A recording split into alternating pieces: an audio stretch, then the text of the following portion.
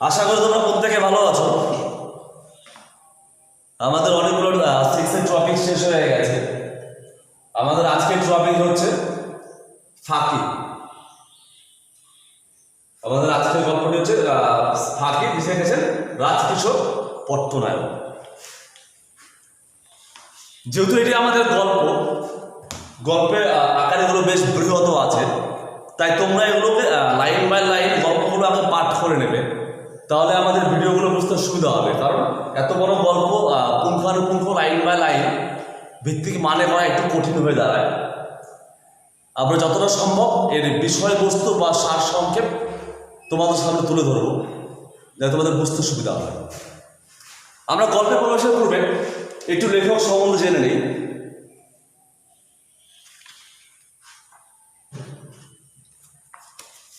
আমাদের যিনি লিখেছেন রাজকিশোর পট্টনায়ক, উনি হচ্ছেন একজন উড়িয়া সাহিত্যিক, অর্থাৎ উড়িষ্যা। এই উড়িয়া সাহিত্যের একজন স্বনামধন্য সাহিত্যিক হলেন এই রাজকিশোর পট্টনায়ক মহাশয়। ভারতীয় সাহিত্যে এই যে উড়িয়া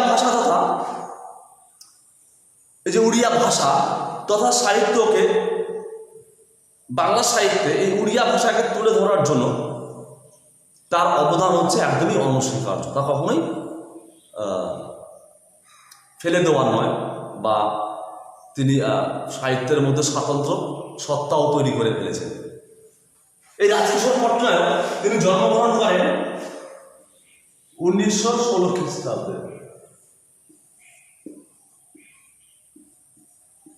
তিনি জন্মগ্রহণ করেন 1916 খ্রিস্টাব্দে। তিনি পেশায় ছিলেন একজন আইনজীবী।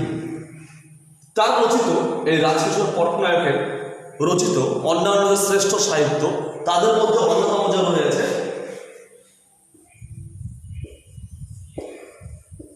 সিন্ধু, এর আরো রয়ে গেছে স্মৃতির মশানি।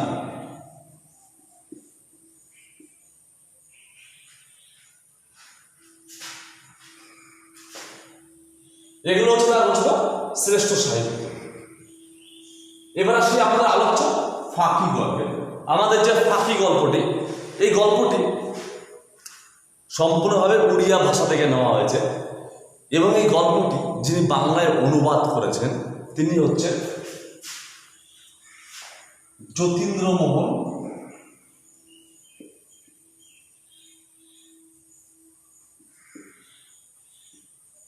অর্থাৎ এই যে ফাঁকি গল্পটি একটা উড়িয়া গল্প বা উড়িষ্যার গল্প, এই গল্পটিকে বাংলায় অনুবাদ করেছেন তিনি হচ্ছেন এই যতীন্দ্রমোহন জোয়ারদার।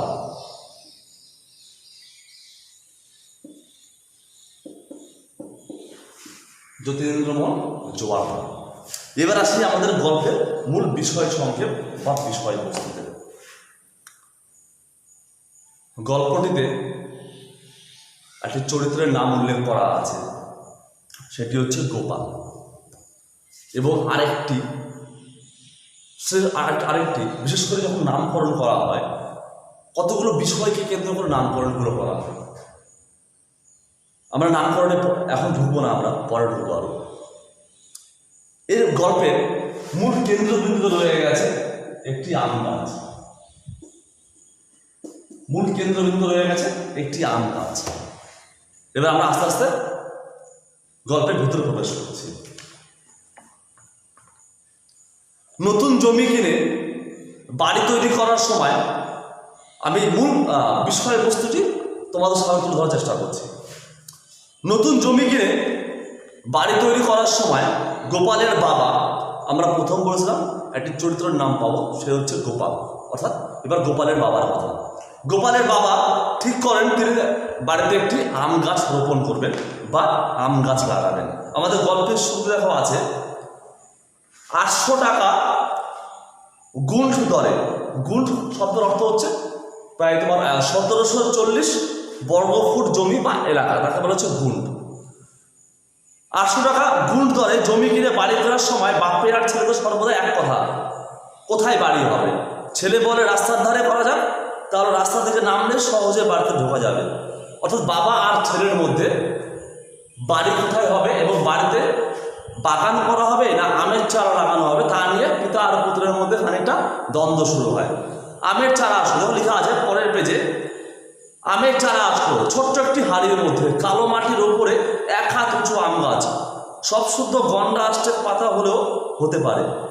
বাপের কথায় রাগ করে গোপাল চলে গেল বাড়ির ভেতর মায়ের কাছে নালিশ করতে। এই লাইনগুলো আমি কেন বললাম, কারণ যেহেতু আমরা গল্পের মূল বিষয়বস্তু তোমাদের সামনে তুলে ধরবো, এই জন্য।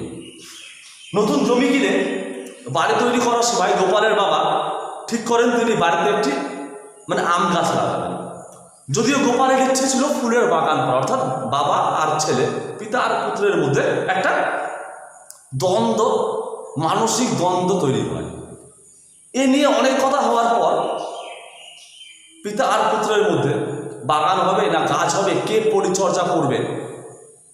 যদি বাগান করা হয় তাহলে পরিচর্যা করতে হবে, তাহলে পরিচর্যা কে করবে, অর্থাৎ বিভিন্ন ধরনের প্রসঙ্গ আসে। এবং তারপরে অনেক কথা হওয়ার পরে আম গাছের চারা লাগানো, বাড়িতে আম গাছের চারা লাগানো হবে, সেই সিদ্ধান্তই গ্রহণ করা হয়।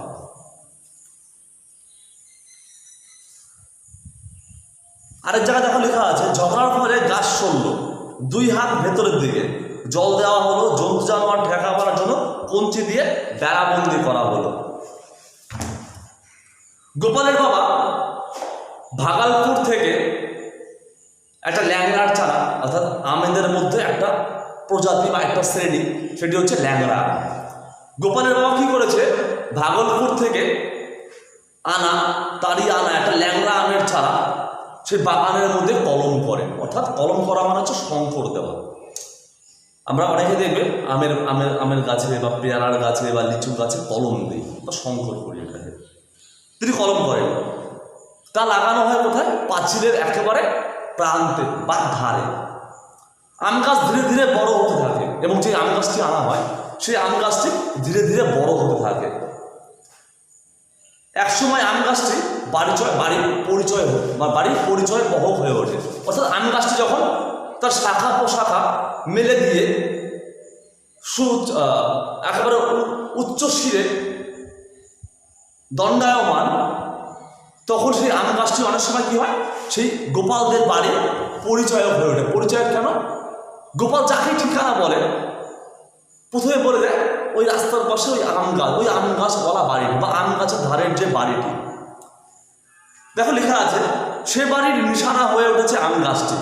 কেউ গোপালবাবুকে তার বাড়ির ঠিকানা জিজ্ঞাসা করলে তিনি বোঝান কাঠজোড়া নদীর ধারে বরাবর পুরীঘাট পুলিশের ফাঁড়ির পশ্চিমে যেখানে পাঁচিলের মতো আম গাছ দেখবেন সেইখানটাই হচ্ছে আমাদের বাড়ি বা সেইখানে আমাদের বাড়ি। অর্থাৎ এইভাবে কোন গাছ লাগানো হবে পিতা পুত্রের মধ্যে মানসিক দ্বন্দ্ব উপেক্ষা অতিক্রম করার পরে তারা একটা সিদ্ধান্ত নেয়, তারা বাড়িতে আম গাছই রোপণ করবেন।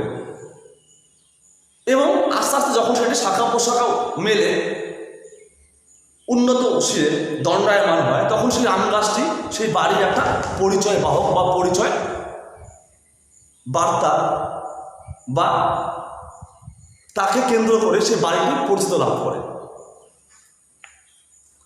এলাকার মানুষ নানা প্রয়োজনে সেই আমের ডাল পাতা সংগ্রহ করতে আসে। একসময় গাছে মুকুলও আসে, অর্থাৎ বাড়িতে আম গাছ থাকলে যারা হিন্দু, বিশেষ করে হিন্দু পরিবার বা হিন্দু সংস্কারে বিশ্বাস করে, তারা পুজোর ক্ষেত্রে আমের যে শাখা হয়, দেখবে 5টা শাখা থাকে, 5টা পাতা হবে, একটা শাখার মধ্যে 5টা পাতা, সেটিকে যে মঙ্গল ঘট বলে, অর্থাৎ যে ঘটের মধ্যে গঙ্গা জল বা পবিত্র জল দেওয়া হয়, সেই ঘটের উপরে সেই পাতাটিকে স্থাপন করে। যারা হিন্দু ধর্মশাস্ত্রে বিশ্বাস করেন তাদের ক্ষেত্রে এটি। অনেক বন্ধুর কাছে দেখো এই দুষ্টু আম গাছটি ছন্ন সারা স্বভাবের মানুষ গোপালবাবু সহজ পরিচয় হয়ে দাঁড়ায়। গাছ আপনা আপনি বাড়ছে, আলো বাতাস আর মাটি রেখেছে তার আহার জোগাড় করে বাড়ির পাহারাদারের মতো দাঁড়িয়ে আছে।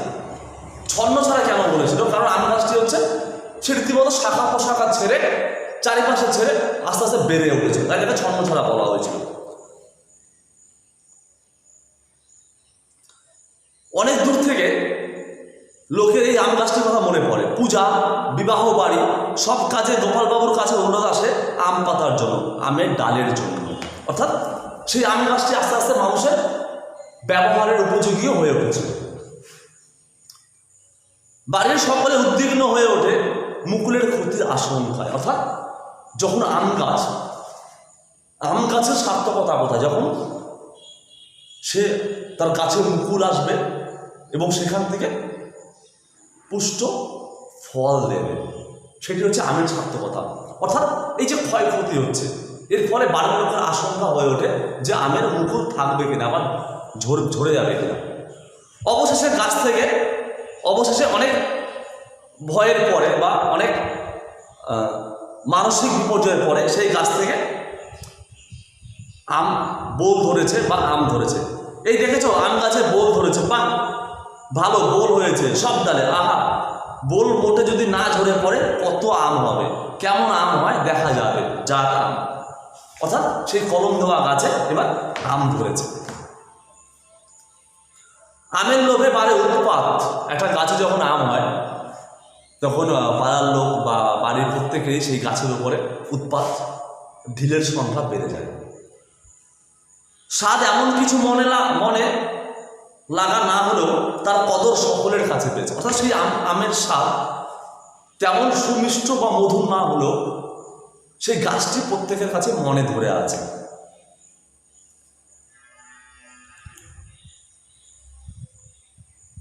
বাড়ি শুদ্ধ সকলে মিলে গুনতে আরম্ভ করে। অনেকবার গোনা হয়, পাতার আড়ালে আবার কোথাও একটা বাকি রয়ে যায়, হিসেব ভুলে হয়। দেখো ছেলেরা গুনে রাখো, দেখা যাবে কটা আম হয় এতখানি বোল থেকে। অর্থাৎ তাদের কতটা ঔৎসুক্য, কতটা তাদের মনের মধ্যে জায়গা করে নিয়েছে সেই আম গাছটি, সেই আম অন্তটি।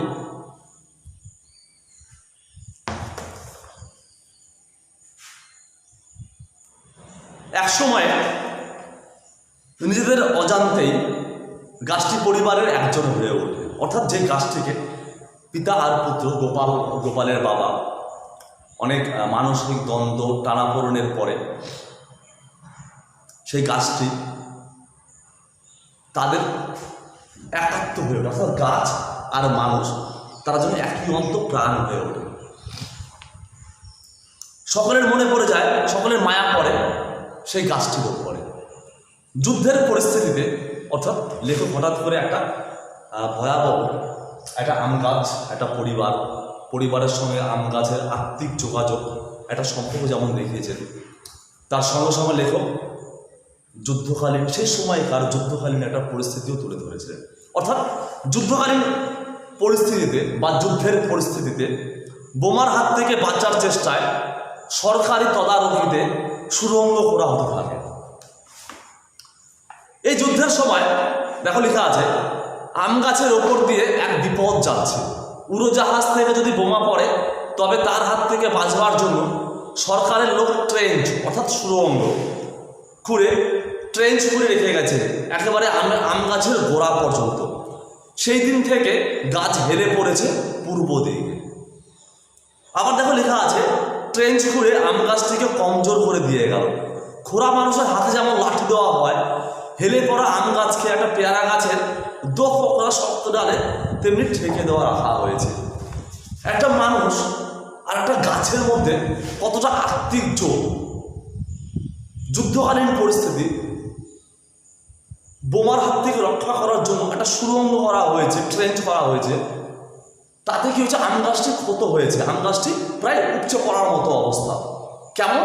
ঠিক যেমন একটা মানুষ যখন শারীরিকভাবে যাদেরকে আমরা ফিজিক্যাল ডিসেবল বলি বা শারীরিক পঙ্গু, যাদের একটা পা থাকে না, তারা যেমন একটা লাঠির উপরে ভর দিয়ে, একটা স্টিকের উপরে ভর দিয়ে তাদের জীবনযাপন করে, সেই আম গাছটির অবস্থাও ঠিক যেমন সেই মানুষটির, অর্থাৎ একটা অঙ্গ বিকলাঙ্গ মানুষের ন্যায় সেই আম গাছটিকে যেন একটা প্রতিকৃতি হিসেবে তুলে ধরা হয়েছে।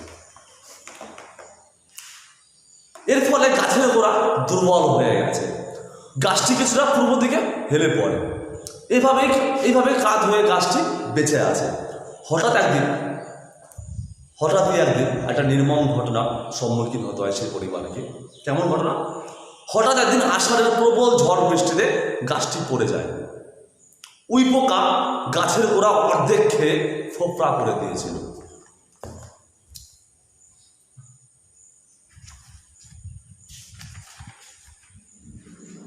দেখো লেখা আছে পরের পেজে, ঝড় আসবে তাতে ভাবার কিছু নেই।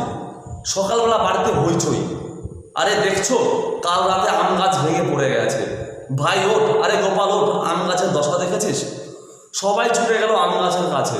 গোপাল দেখলো আম গাছ পড়ে আছে মাটির ওপরে, তার দোলনা বাঁধা দড়ি তার ডালের নিচে চাপা পড়েছে। দাঁড়িয়ে থাকাতে যত উঁচু ছিল, পড়ে গিয়েও তার ডালপালা তত উঁচু হয়ে রয়েছে। গোপাল ঘুরে ঘুরে দেখলো গাছের একটা দিক উইয়ে অর্ধেক খেয়ে ফেলেছে, ফোপড়া হয়ে গেছে আর অর্ধেক ভেঙে গেছে। কিরে গোপাল, ওষুধ দিয়ে পিঁপড়ে মারছিলি না? পিঁপড়ে থাকলে উই লাগতোই না, অর্থাৎ পিঁপড়ে যদি থাকতো তাহলে উই পোকা সেখানে বাসা বাঁধতে পারতো না, গাছ ফোকরা হতো না। এত বড় গাছটাকে উইয়ে খেয়ে ফেললো। যেই গাছটি একটা প্রতিকৃতি হয়ে উঠেছিল, একটা পরিবারের আত্মবিশ্বাস, পরিবারের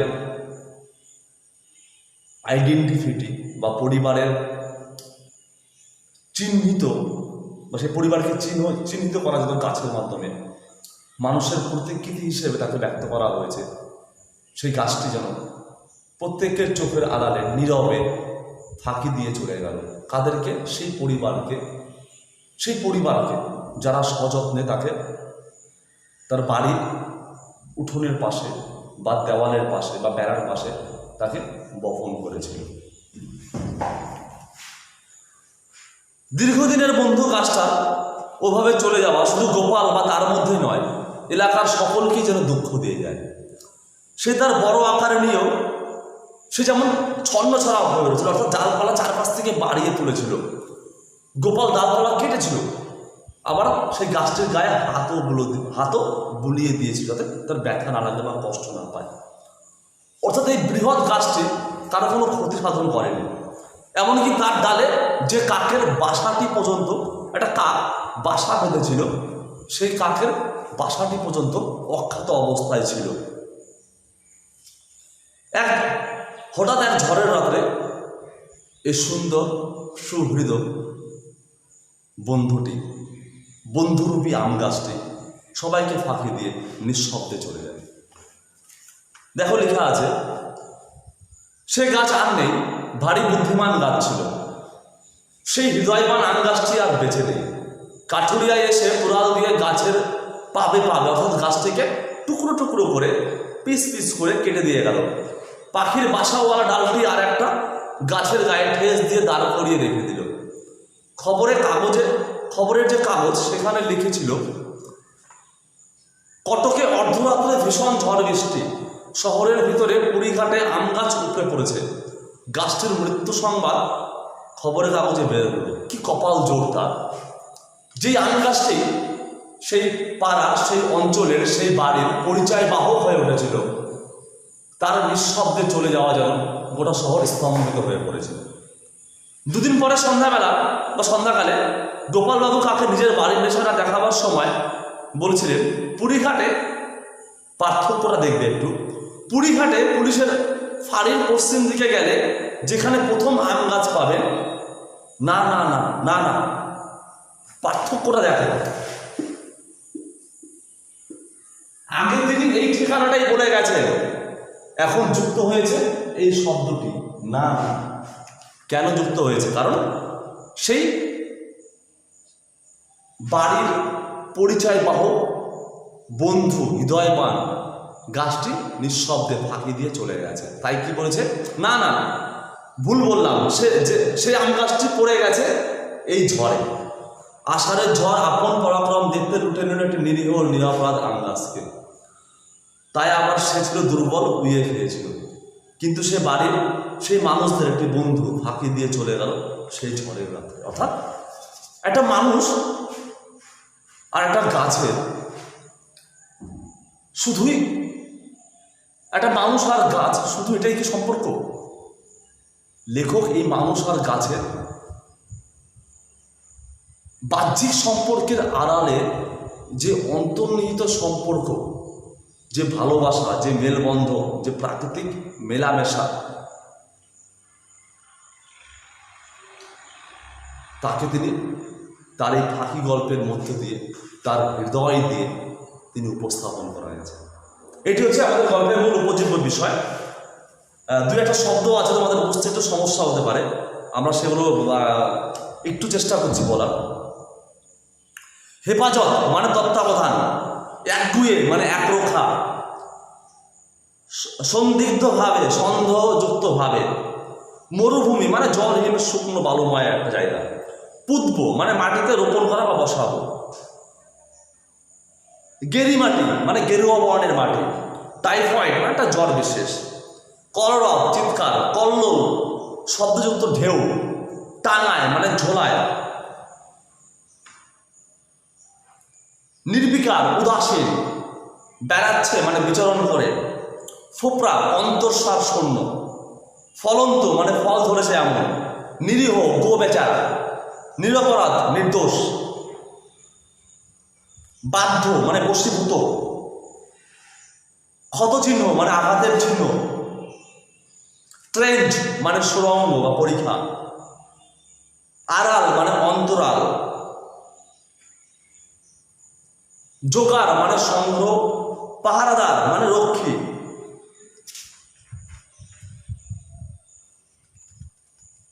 আগে গুণ শব্দটি বলে দিয়েছি।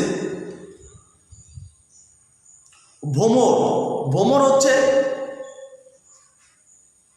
যারা কাঠের কাজ করে, যাদের আমরা ছুতোর বলি, তাদের কাঠ ফুটো করার জন্য এক ধরনের যন্ত্র বিশেষ। এগুলো ছিল আমাদের ফাঁকি গল্প এবং গল্পের সঙ্গে যুক্ত কিছু শব্দার্থ, যেগুলো একটু বুঝতে সমস্যা বলে মনে হচ্ছিল, সেগুলো তোমাদের সম্মুখে আরেকটু পরিষ্কার করে দেওয়া হলো। বাড়িতে পরও যদি কোনো বুঝতে সমস্যা হয় আমাদের জানাবে, তাহলে সেগুলো আমরা পুনরায় আলোচনা করবো। ওকে, ধন্যবাদ।